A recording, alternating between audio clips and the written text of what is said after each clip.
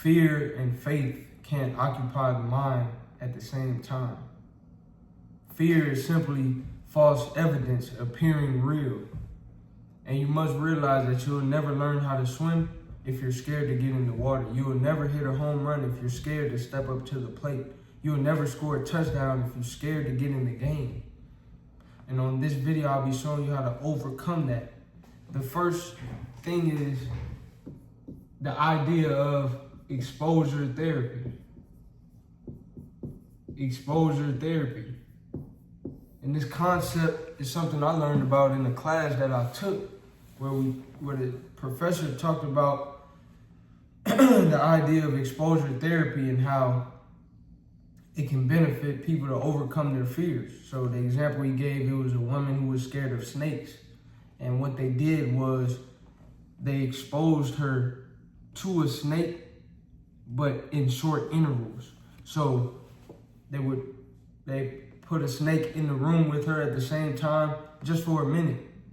And her anxiety, if this is a 0 and this is a 10, her anxiety shot to a 10, and it stayed there as long as the snake was there. But then the next time they did it, but this time instead of for 1 minute, it was for 5 minutes. Then after that for 10 minutes, for an hour, for longer periods. And what would happen was her anxiety would go up, but eventually it started going down. And that same concept could be applied to any area in life. I know for me personally, when I was younger, sometimes I would get nervous to do a presentation or speak in front of the class. Sometimes I would feel a little nervous. But the more that as I've gotten older, the more I present, the more I participate in public speaking and things like that, whether it's rapping, performing, giving a speech, giving a presentation, I'm very comfortable and I'm very confident in my ability to do so. But over time, I've gotten more comfortable due to just more exposure. So if you want to overcome anything in life, you have to expose yourself to it. But the key with the exposure therapy is not putting more.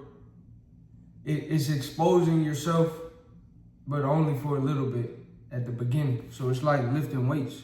If you can only bench press a certain amount of weight, you wouldn't put more than that on the bar.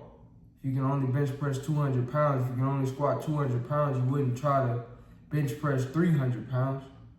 You would just start at your maximum and do a little bit. Then eventually you'll be able to do more reps at that weight, and then you'll be able to increase the weight. Same thing. So that's the first thing. Remember, you can't learn how to swim if you never get in the water. Whatever it is that you're afraid of, just start. Expose yourself to it. You don't have to do it for a long time, but just start. If you want to get better with public speaking, start small. Start with just speaking, engaging with people as you go into the stores, as you go into the supermarket, as you go into as you're walking on the sidewalk. See somebody, hey, how you, just expose yourself to speaking. If you want to get better at anything, repetition is key. Number 2 is the idea of getting outside your comfort zone and understanding that growth happens outside of your comfort zone. So you'll never grow as much being in your comfort zone. In order to grow more, you have to get outside of your comfort zone. And it's easier said than done, but it's essential, it's important. Same thing with a muscle. If you want to build a muscle, you put the muscle under some kind of stress. That's not comfortable. But then after the rest, that muscle gets bigger and stronger. Same thing with you. You have to get outside of your comfort zone. And sometimes that may mean hanging with different people. It may mean doing different things. It may be changing your habits.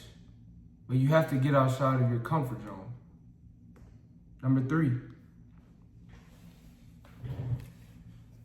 I hinted at it earlier, but association. Birds of a feather flock together. You can't soar with the eagles if you're hanging with the chickens. If you want to do certain things, sometimes the people in your life can either encourage or motivate you to do that, or they can try to persuade you not to do it. Some people project their fears onto you. So it's important to be mindful of who you associate with. It's important to be mindful of who you spend your time with, because these people have an influence on your life. So remember that. Remember that sometimes when people tell you what you can't do, that's more of a reflection of what they feel they can't do, or what they don't believe is possible for you. But it's your life. It's your life. It's not their life, it's your life. So you can't be afraid to disassociate or to cut certain people off that aren't in alignment with who you are and who you believe yourself to be, and the faith that you have in yourself and your life. Faith and fear can't occupy the mind at the same time. So if somebody is fearful, that means they're lacking faith. They're believing in the negative outcome more than the positive outcome. We can't have that. Number 4 is the idea that failure is better than regret. Giannis Antetokounmpo once said, he said, I can live if I miss the shot, but I can't live if I don't take the shot. Shout out Big Bro. Shout out Big Bro, man, for putting me on game. It's you can live if you miss the shot, but you can't live if you don't take the shot. You gotta take the shot. And if you miss, you miss.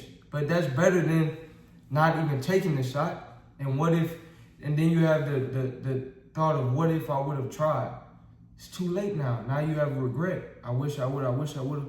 But at least if you shoot and miss, hey, you try. If you attempt and fail, hey, at least you made the attempt. So when you're trying to overcome a fear, when you're trying to step outside of your comfort zone, remember that failure is better than regret. And oftentimes, the losses aren't really losses. The losses are really lessons. The losses help to teach you. Because when you're stepping outside of your comfort zone, you're embarking on a new path, on a new journey. Of course, your first time doing something, you won't be as great at it as you would be 100 times after. And that's okay. But at least you started along that process. I say in a lot of my videos, you have to crawl before you can walk. You have to walk before you can run. And as you're in the crawling stage, you're trying to walk, but you're falling. You're trying to walk, you're falling. That's the equivalent of failure. That's the equivalent of missing the shot. How do you think Stephen Curry got better at making threes? By taking a lot of threes. He shot a lot of shots. You think he made everyone? No. Didn't make everyone, but he kept shooting. And that's what you have to do. Remember, you can't learn how to swim if you never get in the water. And you'll never hit a home run if you're scared to step up to the plate. If you're watching this video, this is your sign. Step up. Take on the challenge. Overcome whatever fears you may have. Because on the other side is a life that you're capable of living. If you enjoyed this video, like, comment, subscribe, send this to someone you know needs to hear it, and check out my channel for more.